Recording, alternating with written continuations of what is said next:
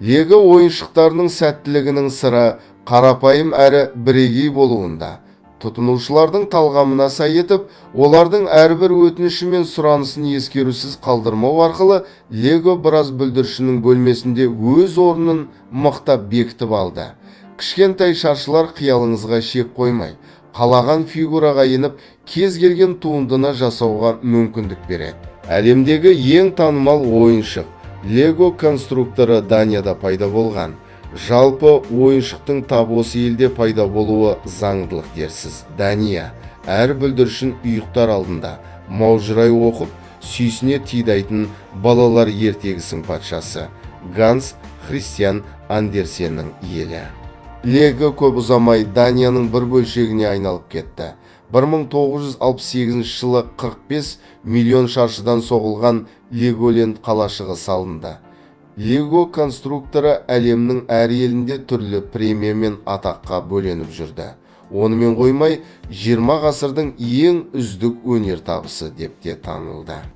Лего конструкторын 1932 жылы Даниядағы Билунд қалашығының ағаш ұстасы Але Кир Кристиансен ойлап тапты. Кристиансен өз фабрикасында орындық пен үстел, үтіктеуге арналған тақта мен ойыншықтар жасаған. Компания 1934 жылы Лего Гадити ойнаған жақсы тіркесінен шыққан сөзді өзіне атау етіп алады. Бір қызығы, Але Кир Кристиансен фирмаға ең үздік атау табу үшін сайыс ұйымдастырады да оны өзі жеңіп шығады. Осыдан бастап бұл атау компанияның бар өнімдерінің сәнін келтіре бастады. Өнертапқыш әкесінің қасында жасөспірім кезінен ере жүріп, кейіннен компанияны басқарған ұлы Готфридта шеберханада жұмыс істеген. Ол 17 жасынан бері өмірін ағаш ойыншықтарын өндіру мен оларды модельдеуге арнады. Кейіннен басшылық компания негізін қалаушының немересі Кир Кристиансенді де жұмысқа алды. 1949 жылы Лего 4 немесе 8 ойыншықтарды байланыстыратын томпағы бар, автоматты түрде қосылатын кесектері өндірісін бастады. 1954 жылы мұндай шаршылар Лего кубиктері деп атала бастады.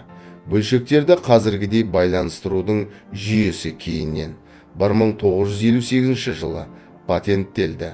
Сол жылдан бастап компания жыл сайын күрделірек және көбірек бөлшектен тұратын конструктор элементтерін жасап шығара бастады. Кубиктердің қатарына кейіннен көлік пен адамның, жануарлардың формалары қосыла бастады. 1973 жылы Легоның бізге белгілі логотипі жасалды. Бұған дейін өнім бірнеше логомен шығып жүрген. Бірақ тауардың халықаралық нарыққа шығуына байланысты өнім бірыңғай белгіге көшті. 1998 жылы логотип қайта өзгеріп, қарапайымдана түсті. Лего әртүрлі жастағы балалар үшін өнім шығарады, бірақ үлкендердің өзі ұялмастан конструктор құрап ойнаса болады. Легоның ең танымал сериялары Лего Систем деп атпен шыққан. Оның ішіне қала, сарай, ғарышы, қарақшылары, сонымен қатар Гарри Поттер мен Жұлдыздар шайқасына арналған сериялары бар. Кішкентай балаларға Дупло, одан да кішкентай бүлдіршіндер үшін Примо деп аталатын сериялары да үлкен сұранысқа ие. Легода одан бөлек қатты танымал бола қоймаған Снэп сериясы бар. Оның ішінде барлығы үйреніп қалған кәдуілгі конструктор жоқ. Серия көпір мен сәнді қоршаулардан тұрады. Одан бөлек Питекшник сериясы күрделі әрі ол робот сүйер қауымға арналған. 2011 жылы компания әлемнің 15 маңызды аумағында тұратын 48 мың адам қатысқан сауалнамада сапасына толықтай сенім артуға болатын компаниялардың ішінде 5 орын алған. Қазір компания ойыншық шығарып қана қоймай, фильмдер мен ойындар, байқаулар жариялап, ойыншықты еске түсіретін элементтерге толы көңіл көтеретін парктер салумен айналысады.